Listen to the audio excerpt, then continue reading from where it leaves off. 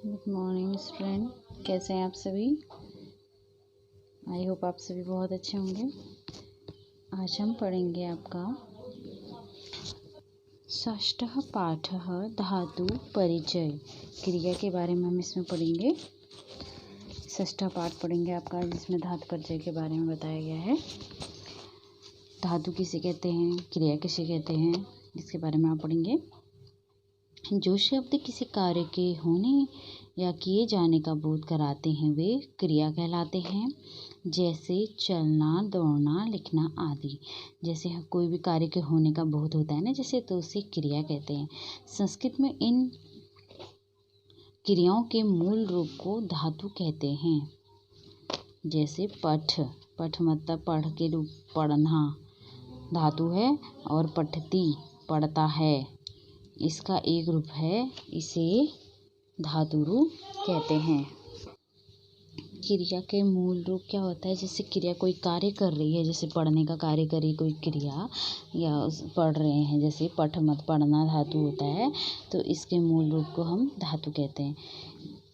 इस पाठ के लट लकार वर्तमान काल के विषय में पढ़ेंगे हम। वर्तमान काल में धातु रूप बनाते समय धातु को निम्न प्रत्यय जोड़े जाते हैं।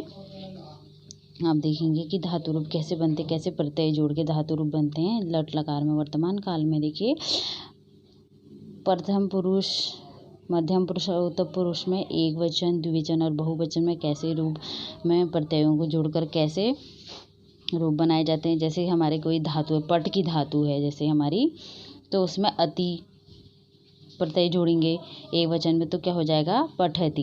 द्विवचन में जैसे पठ में अतः जोड़ेंगे तो पठतः। बहुवचन में धातु में, जैसे पट धातु में अंति प्रत्यय जोड़ेंगे तो पठन्ति, तो हो जाएगा पठति, पठतः, पठन्ति। उसी तरह मध्यम पुरुष के एक वचन में असी प्रत्यय जोड़ेंगे तो पठ में पठसी। द्विवचन में पठ में अथः जोड़ेंगे तो पठतः। बहुवचन में अथ जोड़ेंगे तो पठत, तो क्या हो जाएगा, पठसी, पठतः, पठत हो जाएगा। उत्तम पुरुष में जैसे धातु पठ में आमी जोड़ेंगे तो पठामी। द्विवचन में आओ जोड़ेंगे तो पठाओ। बहुवचन में आम जोड़ेंगे तो पठामह, तो क्या हो जाएगा, पठामी, पठावह, पठामह। इस तरीके से ये इन प्रत्ययों को जोड़कर रूप बनते हैं। इसमें हम पक्ष, जैसे पट के धातु के अलावा गच्छ धातु का भी हम जोड़ सकते हैं, और पत धातु का, क्रीड धातु, ये सब धातुओं को के पीछे इन प्रत्ययों को जोड़कर हम रूप बना सकते हैं, रूप बनते हैं इनसे।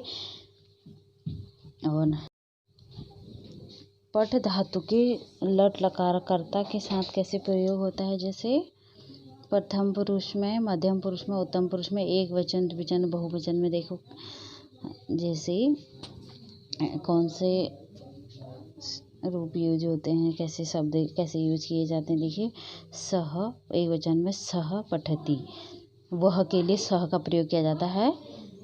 बालक पुल्लिंग के लिए सह का प्रयोग सह पठति, और स्त्रीलिंग के लिए साह मतलब वह बालिका पठति।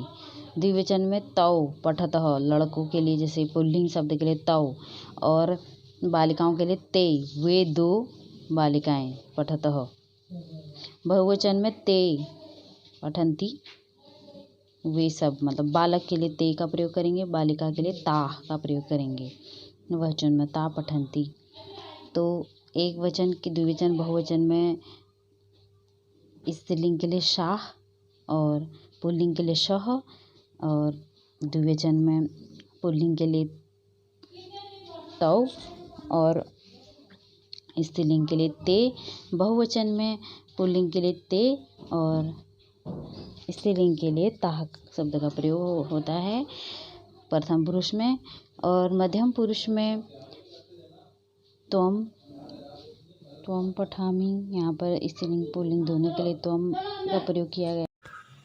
द्विवचन में, मध्यम पुरुष के द्विवचन में यूयाम पठतः, तुम दोनों पढ़ते हो या पढ़ती हो। और बहुवचन में यूयम पठतः, तुम सब पढ़ते हो या तुम सब पढ़ती हो। इस तरीके से रूप बनाया जाता है। इस तरीके से इन शब्दों का प्रयोग करके रूप बनते हैं।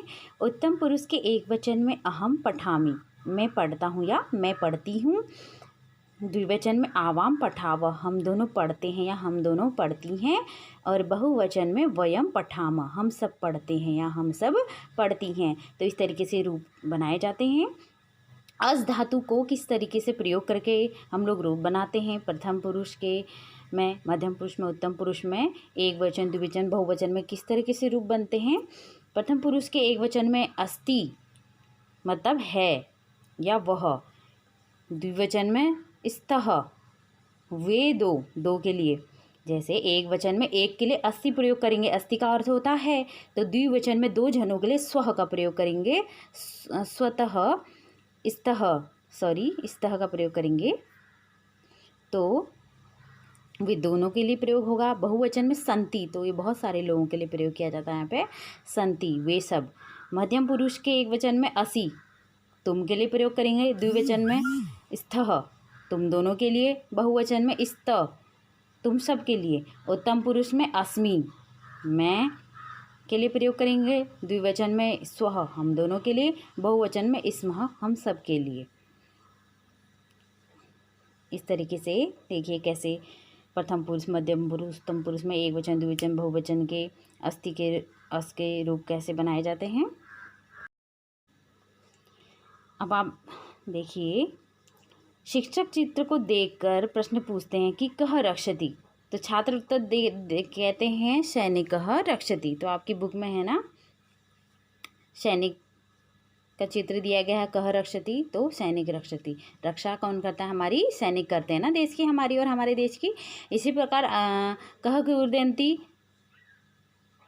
क्रीडति, कहाँ नृत्यति, किम विकसति, और आदि उत्तर देने की सहायता कैसे करेंगे आप अपनी बुक में। देखो आपकी बुक में वानर का चित्र दिया है, वानर क्रीडति, पुष्पम विकसति, आदि का आदि, ये आपके प्रश्न के उत्तर हैं। इस प्रकार जैसे सैनिक किम करोति, बालिका किम करोति, आदि आप पाठ की तालिका में देख सकते हैं। तो आप देखेंगे एक वचन में अस्ति के रूप बाल, पुल्लिंग में बालक के लिए किसे, अस्ति में बालः, सह, सा, तत्, तो बालक के लिए सह, ता, तत् शब्द प्रयोग होते हैं। और बहुवचन में देखिए आप, बालिका के लिए बाला में संति प्रयोग किया जाते हैं बहुवचन के लिए। एक वचन के लिए है के लिए अस्ति प्रयोग करते हैं, और बहुवचन के हैं के लिए संति का प्रयोग करते हैं। जैसे बालाह, ते, ताह, ताने, इस प्रकार से इन शब्दों का प्रयोग किया जाता है। धातु से आपके रूप किस प्रकार बनते हैं हमने पहले भी पढ़ा, और अब भी हम इन उदाहरणों में पढ़ेंगे। जैसे धातु है आपकी पठ धातु है, तो उसमें एक वचन, द्विवचन, बहुवचन में कैसे रूप बनेंगे आपके। पठति, पढ़ता है। द्विवचन में पठतः, दो पढ़ते हैं। बहुवचन में पठन्ति, बहुत पढ़ते हैं। तो पठ धातु के इस प्रकार से रूप बनते हैं। आगे देखिए, गम धातु का एक वचन, द्विवचन, बहुवचन में गच्छति, गच्छतः, गच्छन्ति। गच्छति जाती है, एक बालिका के लिए, दो बालिकाओं के लिए गच्छतः जाती हैं, दो बालिकाएं। बहुवचन में गच्छन्ति, बहुत जाती हैं। तीन या तीन से अधिक के लिए गच्छन्ति का प्रयोग किया जाता है। कैसे हमारे धातुओं से कैसे रूप बनाए जाते हैं, कैसे उनका उदाहरण आप देख रहे हैं। इससे पहले आपने उनके बनाने की कैसे विधि ये आपने पढ़ा। अब देखिए, आप एक खाद धातु है यहाँ पर आपकी, एक वचन, द्विवचन, बहुवचन में खादति, खादतः, खादन्ति। देखो एक बानर खा रहा है, और खादतः दो बानर खा रहे हैं। बहुवचन में खादन्ति, तीन या तीन से अधिक बांदर खा रहे हैं। और आप देखिए, हस धातु में आपका हसति, हसतः, हसन्ति। हसति एक व्यक्ति हंस रहा है, हसतः दो व्यक्ति हंस रहे हैं, हसन्ति तीन या तीन से अधिक व्यक्ति हंस रहे हैं। नेक्स्ट आप देखेंगे, नृत्य धातु, नृत्यति, नृत्यतः, नृत्यन्ति। एक बालिका नृत्य करी तो नृत्यति, द्वि बालिका करें तो नृत्यथ, और तीन बालिका करें तीन से अधिक नृत्यन्ति शब्द का प्रयोग किया जाता है। धातु रूपों को इस प्रकार से बनाया जाता है। नेक्स्ट उदाहरण आप देख सकेंगे, आपकी बुक में भी कई सारे उदाहरण हैं, आप देख सकते हैं उन्हें। वद धातु का देखिए आप, एक वचन में वदति, वदतः, वदन्ति। एक वचन के लिए वदति, द्विवचन के लिए वदतः, बहुवचन के लिए वदन्ति। देखिए तोता बोल रहे हैं ना, एक के लिए वदति, दो के लिए वदतः और बहुत सारे के लिए वदन्ति। नेक्स्ट आप देखेंगे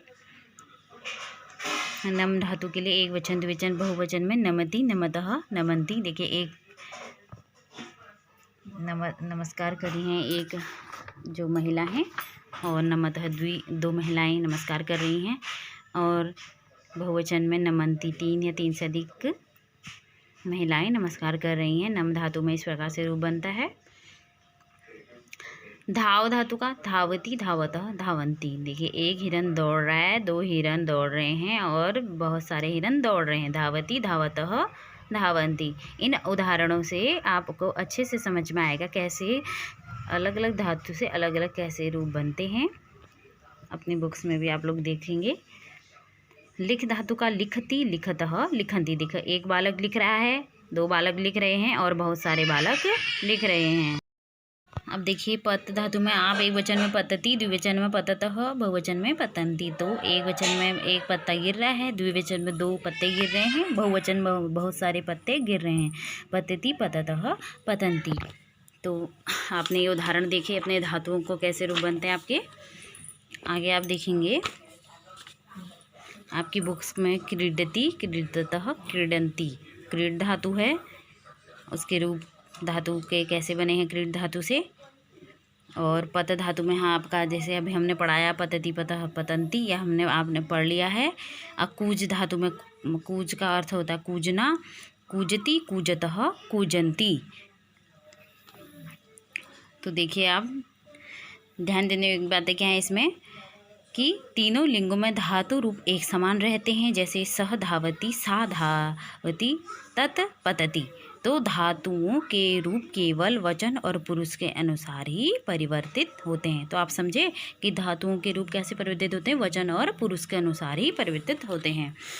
यहाँ और आप देखिए आपके बुक्स में दिया गया है नम धातु, रक्ष धातु, पत धातु, भ्रम धातु, गम, नृत्य, अश, चिंत, कथ, भू, गर्ज, पा, आ। इन सब धातुओं के एक वचन के द्विवचन और बहुवचन के रूपों के दिए गए हैं।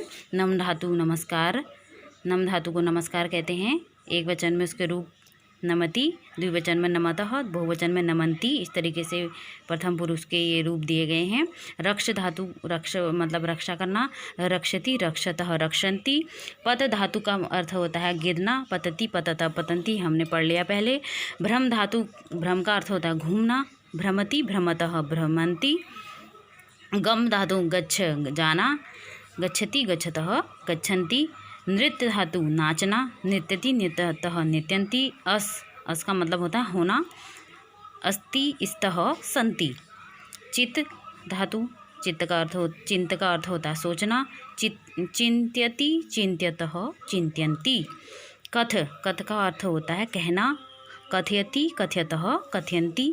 भू धातु का अर्थ होता है होना, भवति, भवतः, भवन्ति।